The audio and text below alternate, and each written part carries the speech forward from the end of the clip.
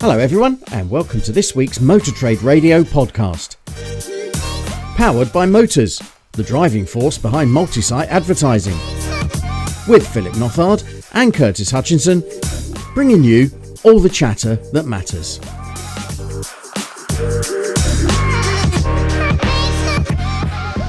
Well, a warm welcome to our latest podcast. Philip's actually on holiday this week, having a well-deserved break in Norway. So I'm delighted to welcome back friend of the pod, Karl Davis, industry consultant, guru, founder of Coachworks and Critical Friend podcaster. Welcome back to the podcast, Karl. Good morning, Curtis. It's great to be back. No, great to have you on. We'll have a catch up and find out what you've been up to. But it's again, we say this most weeks. Another busy week for the industry. We've got plenty of headlines to talk through. And last week when we were recording, it was the day of the AM Awards. So we thought we'd just go through some of the winners. I mean, it looks as though it was an amazing evening, and certainly in terms of the awards, it covered a lot of categories, a lot of finalists, a lot of people, companies, and individuals on the shortlist. But if we just go through some of the winners, and I'd like to start with Best New Product or Service, which was won by Jaguar, who they were actually one of our guests on one of our supplier specials, and I've been in touch with Elliot Perks at Jaguar, and I know that he's absolutely delighted to have won that award. So congratulations to him. Yeah. Looking at some of the other categories, Franchise Dealership of the Year, that was won by Mantles Kia. Independent Dealer of the Year was won by Car Vendor. Used Car Performance of the Year was won by Granger Motor Group, and Dealer Principal Tony Skiaski, Managing Director of Celtic Subaru and Mitsubishi. So congratulations to Tony there. And Dealer Group of the Year up to 10 sites was won by Granger Motor Group. Now, I know you've got a few that you wanted to do some shout outs for, Karl. Yeah, I always promote award ceremonies because if you do well at awards, it can support your employer brand. And one employer that does impress me on lots of levels is Wayland's, picking up yet another award. So congrats to them. Supplier, see it now, well deserved. What a class organisation that is. Manufacturer, Kia, Paul Philpott and his team, steadily and without waver, going down a particular path that works a treat both for the drivers and the dealer network. What about the used Defender? Yes. Used car. Oh, that's a good looking car, isn't it? It is. That's a beauty. You've probably still got one of the originals, haven't you, Karl? I've had 3 of the originals back to back, but no, I succumbed to the Suzuki Jimny 3 or 4 years ago, so I'm a Suzuki Jimny man now. Yeah. And this year there was the AM Hall of Fame, and there were actually 2 winners. So Steve Nash, former chief executive of the IMI, won one of those awards. So congratulations to Steve. We've had Steve on the show before, so I know he listens from time to time. So well done to you, Steve. And there was another winner as well. What about Dale? Dale's picked up another award. If he, I think that's 4 or 5 now in almost as many months. If he keeps on picking up awards, he'll have more Oscars than Hollywood. Just here's a quiz question for you. Do you know the biggest grossing Oscar movie ever? E.T. Close. It's shared actually with Lord of the Rings, Titanic, and Ben-Hur. And Dale's gunning for them. He's still picking up awards. Well done, Dale. And did you see that picture that the photographer had caught from the stage of David Cately, the new director of automobile at Suzuki, going over and giving Dale a proper man hug. It was lovely to see. And let's be honest, like garlic bread, David Cately now is the future at Suzuki. Yeah, the baton has been passed on, and we have invited Dale onto the show because it's always good to catch up with Dale. So hopefully we'll be able to bring you that over the coming months. But Karl, before we look at the headlines, I thought this would actually be a good opportunity to have an update on what you've been up to since last time you were on the podcast. Oh, okay. Well, for me, I've got this amazing, by chance rather than design, hybrid life of doing professional services and looking after some holiday cottages here on the farm. And the professional services have taken a turn too, because I'm no longer doing exclusively automotive, and I've done some really interesting work with a law firm, hospitality firm, plastics manufacturer, FMCG retailer. So it's good. It's really good. And I think for the holiday cottages, I've got a taste of what B2C is all about. I'd forgotten that. I hadn't retailed in automotive for 30 odd years. And I now know what it feels like to get that review when somebody's experienced your product or service, in this case, a vacation in one of our cottages. Yeah, that's actually helping me with my B2B work because I get it. I know what it feels like to get that good or indifferent or bad review. And that's something that will definitely resonate with a lot of listeners because dealers have reviews on their websites, and you can tell the reactions that they have and the feedback that they create. It's an important part of the whole marketing, isn't it? It is, and I'll say two things on that. Sometimes you get the weird and wonderful that you can't influence. You do. Sometimes you get the quirky that you're blindsided by. But over and above that, you should know what the client is going to say, what the guest is going to say. So if you put all the building blocks in place, you're going to get a good review, whether you're motor retailing or selling vacations. Yeah. And how is the Critical Friend podcast coming along? Because that's something that we did talk about last time you were on the podcast. Oh, blimey heck. Well, let me tell you, podcasting is harder than it looks, harder than it sounds. But I am committed. I'm committed because I'm doing it for a reason, to promote the 30 seconds online risk checker for Prostate Cancer UK. But to be frank, some of my friends, some of my critical friends have said, when's Karl Davis going to rock up? And they think I'm playing it a bit too safe because I'm doing it as an ambassador for Prostate Cancer UK. But whilst there's a senior leadership change in that organisation, in that charity, I'm going to take the opportunity to spice things up a little bit. So watch this space. Well, certainly look forward to that, Karl.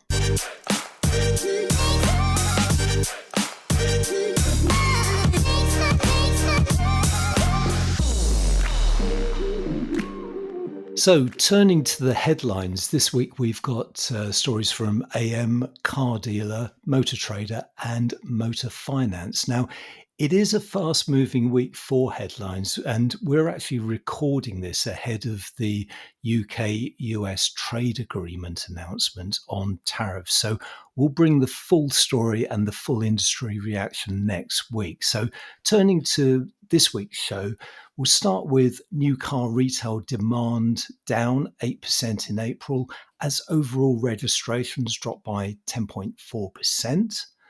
Van sales fall for the fifth consecutive month to a 5-year low. New research from JudgeService shows Elon Musk's high-profile political activities are turning off some EV buyers.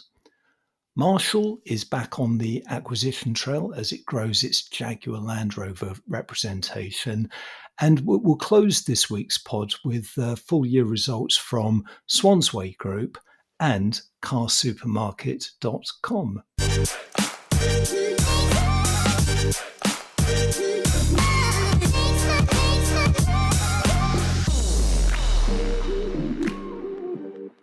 So starting with AM, and the headline is new car retail demand down 8% in April, but holding year to date. So this is the latest new car sales registrations from the SMMT, which came out during the week, showing that overall the market was down 10.4%, which is a drop of just shy of 14,000 units to 120,330 units in total. But within that, and I guess the interesting takeaway is that sales were down across all three sectors that are measured by the SMMT. So private sales were down 8%, fleet sales were down 12%. And that's kind of the big surprise because, as we know from sales in the year to date, and certainly back end of last year, registrations were very much driven by fleet, but as I say, they were down 10%. And business, which are those sales to smaller companies, was down 11%. Now, I think a lot of this can be attributed to the strength of March because, as we know, the March plate change was up 12.5%, certainly with a lot of fleet and retail buyers bringing ahead some of their buying plans to get ahead of the introduction of VED on new EVs and, of course, the introduction of the expensive car supplement on EVs priced over 40,000. So that was always going to make April slightly weaker, but the fall across all three sectors is still a little surprising. And overall, it was the sixth fall in the last 7 months following the rise last month, which the SMMT said reflected a fragile economic backdrop and weakened consumer confidence, with 14,000 fewer cars registered in the month compared with the year before, and actually 25% below those pre-pandemic levels from April 2019. Now, I know you've got some thoughts on the registrations for April, Karl. Yeah, the numbers are the numbers, but I think March is definitely masking some anomalies. I was talking to one client yesterday who flipped his demo fleet twice in quarter one for the reasons that you've said. So I think there's some extraordinary tactics that have played out in March. And I'm definitely hearing at least a game of two halves. Some are saying the last 6 weeks have been really tough, in particular in premium and luxury. But there again, one volume client this morning said to me 2025, based on the year to date, is ahead of 2024. So it's a difficult one to understand. And gone are the days, a bit like the weather in the UK, where you had traditional sort of seasons. There's no sort of seasonal trading anymore in motor retail. Indeed. Interesting to look at some of the trends across fuel and in terms of sales there, because it was another strong month for battery electric vehicles because they were actually up 8%. It was a phenomenal month for plug-in hybrids, which were up 34%, whilst diesel continues to decline. That was down 26%, petrol down 22%, and unassisted hybrids were down 3%.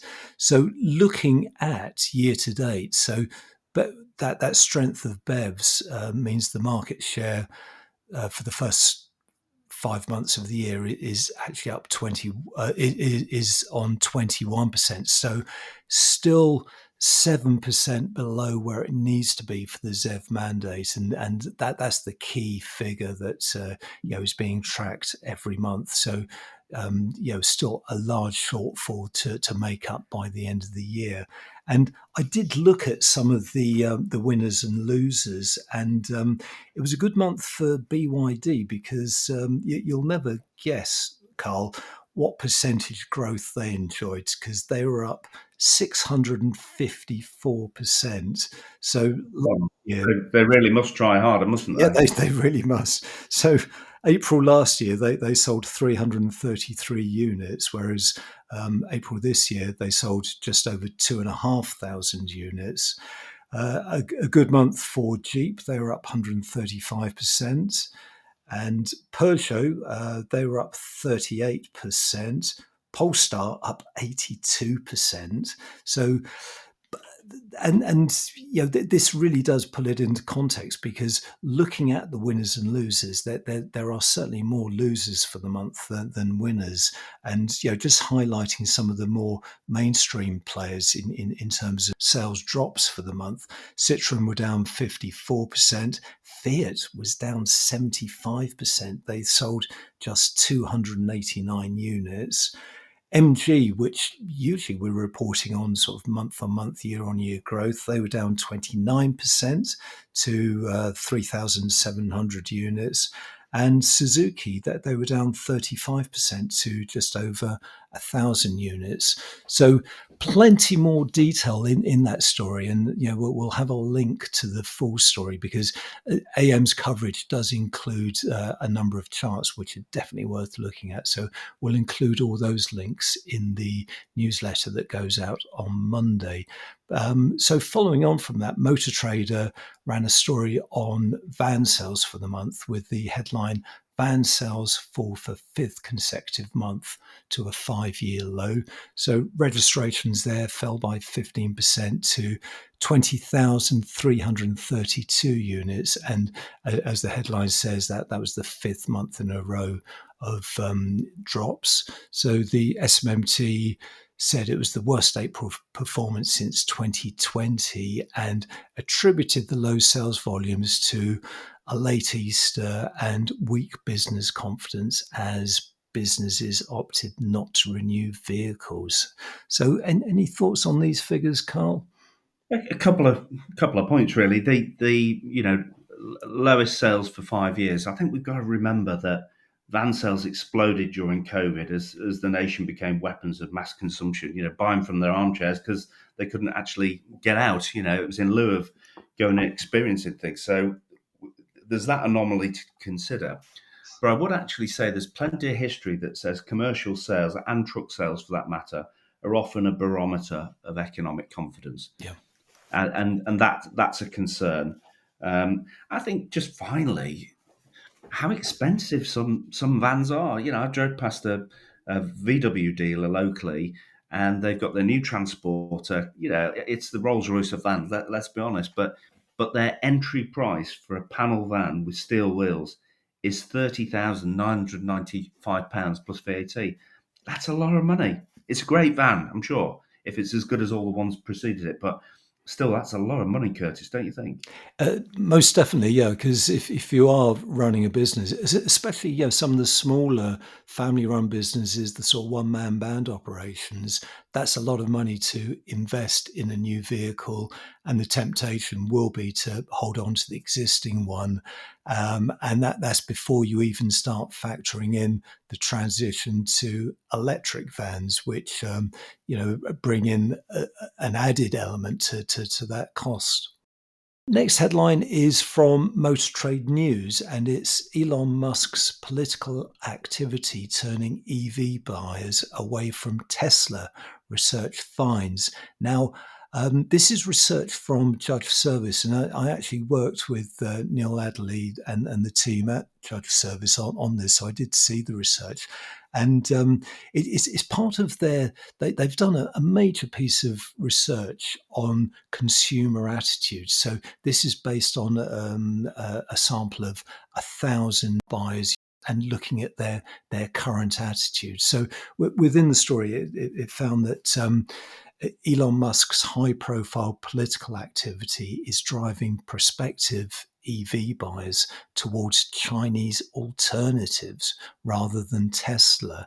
And the research found that 2/3 of car buyers, in fact, it was exactly 66%, reported that Elon Musk's political activity has made them less likely to consider purchasing a Tesla, with only 13% stating it made no difference to their purchasing decisions.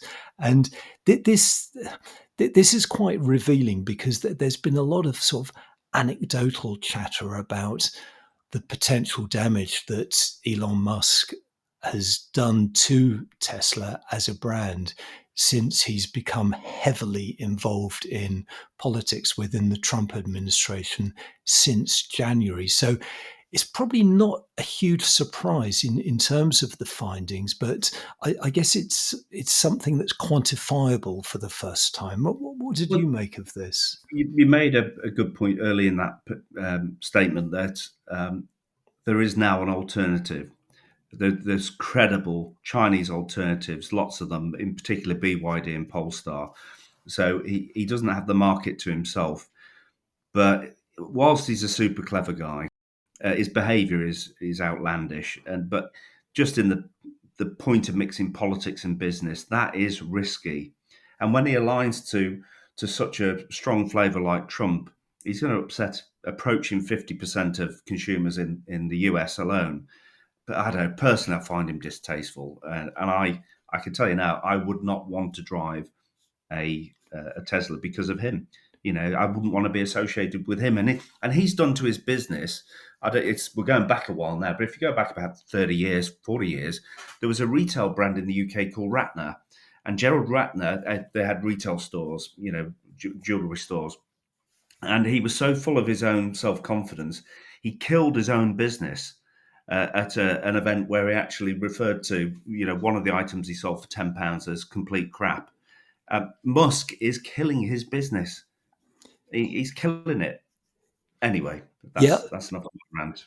Well, no, it's a good it's a good parallel that you draw there, and I do remember Gerald Ratner and the fallout afterwards, because as you say, it did pretty much kill the business. But yeah, it's also worth reflecting within the story, because these buyers, so it's 1,000 car buyers, they were also asked about their attitudes towards buying some of these new entrant Chinese brands.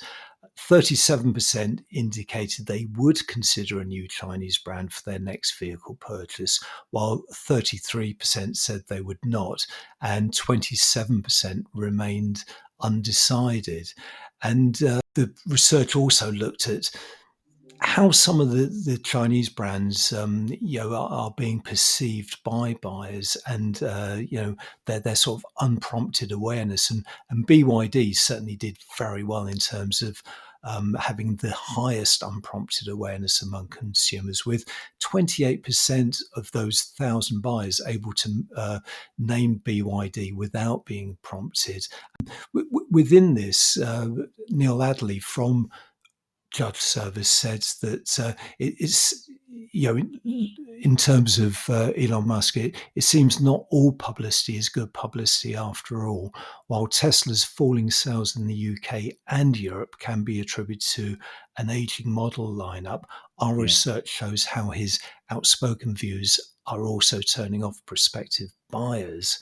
And he goes on to say, this raises the question of which car makers will prospective Tesla buyers turn to? And our research found nearly 4 in 10 buyers will consider a new Chinese entrant for their next car, with Polestar and BYD emerging as high-profile contenders. So, really setting the scene there for where prospective Tesla customers, which brands they might consider, because they've already made the commitment to going EV. So which brand will they head for if they don't go for Tesla?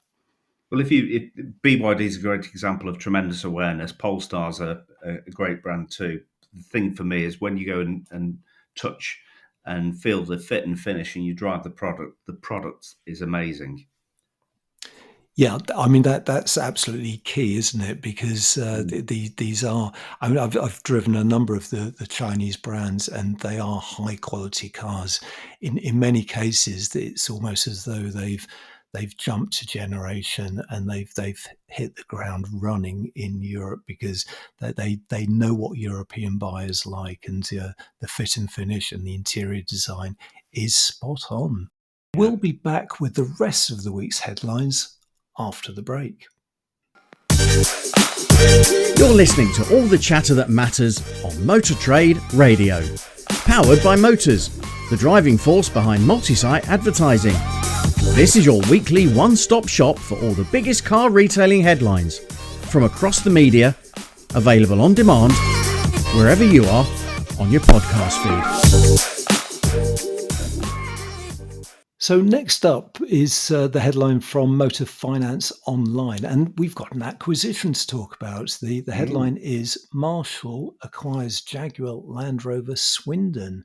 So Marshall's back on the acquisition trail after some disposals over recent months, and this is a particularly significant and strategic acquisition because it's the Jaguar Land Rover site in Swindon, which it's acquired from Cambria Automobiles.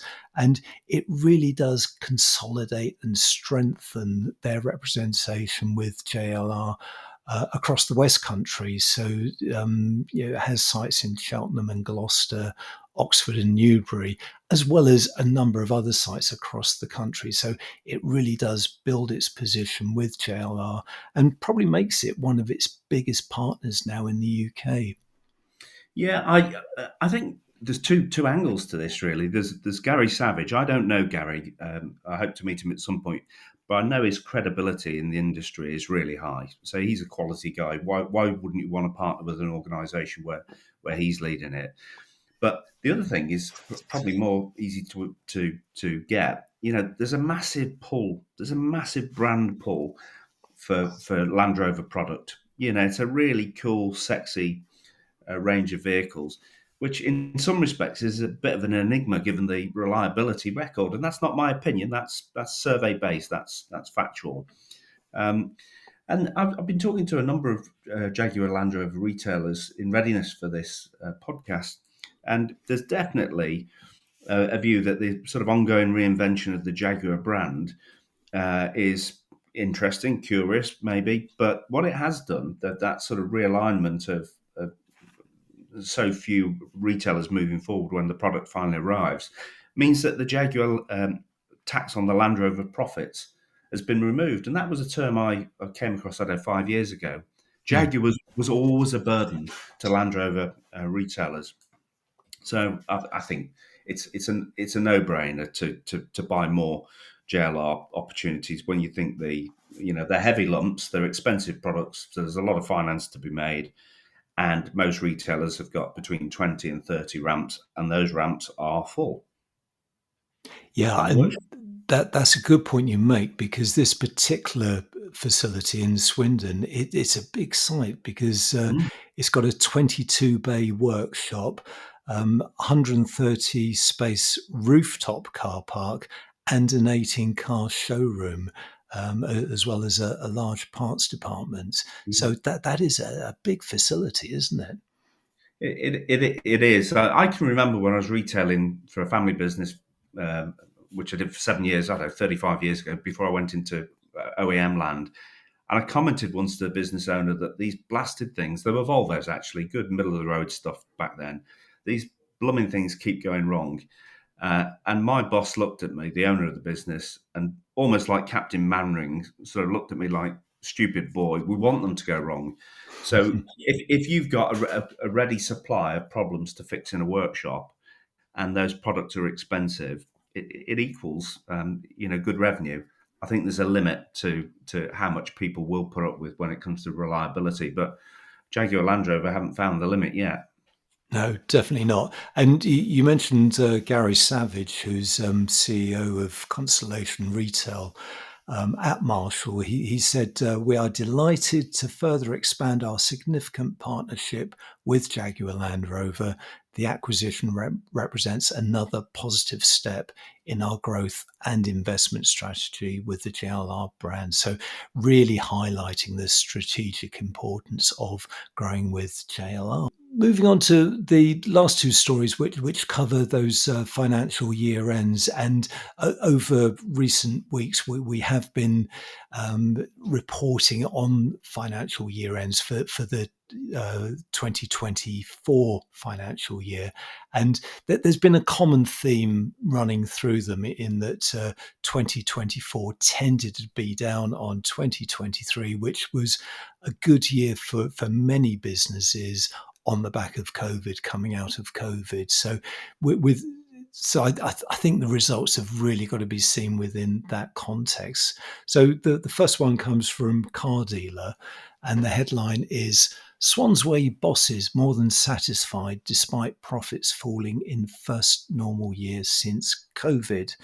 So this is a review of Swansway. Now, Swansway, based in Crewe, owned and run by the Smythe family with 27 sites across Crewe and Cheshire. So very much your neck of the woods, Karl. Yeah, I actually retailed in Crewe and Nantwich back in the day. This is a family business. They've stood the test of time. Mr. Michael Smythe, I think, has done close to 60 years in motor retailing and 50. They've got a robust leadership team. The three brothers have found a way of working very well together. They've definitely got the ability to grow and retain good leaders. And I'm proud to have been a supplier of theirs several times over the years. So I think they've a right to feel more than satisfied. Yeah, and within the story, it shows that profit before tax was £7.7 million in the 12 months to the end of December 24, and that's down 40% from 13.4 million in 2023. The firm saw turnovers increase from 941 million in 2023 to 946 million in 24. And that was really aided by impressive used car sales, which increased over that period by just under 17% to 18,218 units. And the year also saw Swansway grow its retail network with the addition of 2 BYD sites. And going back to our story on new car registrations, who wouldn't want to be representing BYD right now? Yeah, and who wouldn't want Swansway as a retailer? They're a class organisation. And within the story, Peter Smythe, one of the directors at Swansway, actually spoke to Car Dealer and said that 2024 represented the business's first normal year since the pandemic, adding that the period had been tough for VW Group brands, especially Audi, but that Swansway was continuing to outperform its peers. So, some upbeat takeaways from that, from a pretty formidable regional group there. And final story of the week also comes from Car Dealer, and the headline there is used dealer carsupermarket.com sees profits cut in half, but bosses pleased with performance. So it really is continuing that theme, because the new accounts that Car Dealer have reported on from the parent company, Motor Depot Limited, shows that the business made a pre-tax profit of £1.1 million for the year ending September 2024. But that figure is actually down 54.2% on 2023's £2.4 million. But the directors say that a strong end to the year represents a sign of things to come for the used car specialists. And it is a sizable group operating across the East Yorkshire with 10 sites spanning the north of England. According to the accounts, things got off to a rocky start in 2024, with Q1 bringing a 10% dip in used car prices, which impacted the business. And that dip in used car prices, again, is a common theme across many of the financials that we report on for 2024. Is this a group, a used car group that you're aware of? I'm aware of them. I've not worked with them, but let's be honest. But there's going to be a fall, isn't there? A fall in profitability, because gone are the days of gravity defying used car values. Yeah. That was a COVID bubble, which we're seeing across multiple businesses, 23 versus 24. It's not a big return though on the turnover, and all I would say is any used car business without a recurring revenue stream of after sales is always going to be vulnerable, and it's not for the faint-hearted. Soulless used car retail, and we've only got to look at Kazoo, Heycar, and others to know that the model is not certain, it's not guaranteed. And I take my hat off to any used car only business that can continually make good profits. Yeah, absolutely. And as you highlight there, the gross margins over the period fell by 0.8%, and the business actually took the decision to close its whole branch as part of a drive to improve efficiency. But still operating across 10 sites, and certainly selling a lot of used cars. So interesting to see how it performs over the course of this year. So that's very much all the headlines from this week, Karl. What any takeaways for you there? Well, I think we've covered a lot of ground, haven't we? An uncertain new car market with data that's suggesting different things, van sales that are maybe suggesting a lack of economic confidence. We'll see. Musk being Musk, still an appetite for Jaguar Land Rover facilities. Good performers like Swansway continuing to tip in a good performance. So a real full week of information there. Yeah, definitely. Now, Karl, it's been great having you back on the pod. But before you go, I noticed there was a lot of activity on your LinkedIn feed this week. Tell us more about that, because it was all about a budding motor industry apprentice, wasn't it? Yeah. Well, I've been told off this weekend for having one eye on my family and one eye on my phone, so I'm in trouble. I've had a phenomenal response to a shout out for help for a young man I met that was holidaying in one of our cottages with his partner here on Banktop Farm, and I got to know him during a couple of quick conversations, and he was desperate to join the automotive sector. Really desperate. And I think he's a standout guy. I won't bore you with the detail. Now's not the time. But I basically put a post out there saying, I'll pay anybody to employ this person for a week if they'll give him a try. And I have been staggered by the response. This industry never fails to impress me. 33,000 people have seen that post. Nearly 100 reposts. And so far, 12 offers of help. So absolute respect to motor retail. I love you guys. And here's a guy that I will get placed somewhere close to Tamworth, his home, and he's going to make a fantastic employee. And he'll be the pride of the motor industry, I'm sure. That's astonishing. It is great when the industry comes together. So, Karl, I'll task you with this. If Stephen does get a job, let us know, and we'll give him a shout out on the pod, because it'll be really great to follow up on that story. I will do that with pleasure. Thank you. But you know what? That's all for now. So many thanks for joining us on the Motor Trade Radio podcast. Philip's back with us next weekend. Karl, many thanks once again for joining us on the pod, but it's goodbye from me. And it's, of course, goodbye from him. Thank you for listening to the Motor Trade Radio podcast, powered by Motors, the driving force behind multi-site advertising. We'll be sharing all the URLs from this week's headlines on Monday morning. To make sure you receive them, just subscribe to the free newsletter on our LinkedIn page. Just search Motor Trade Radio Podcast.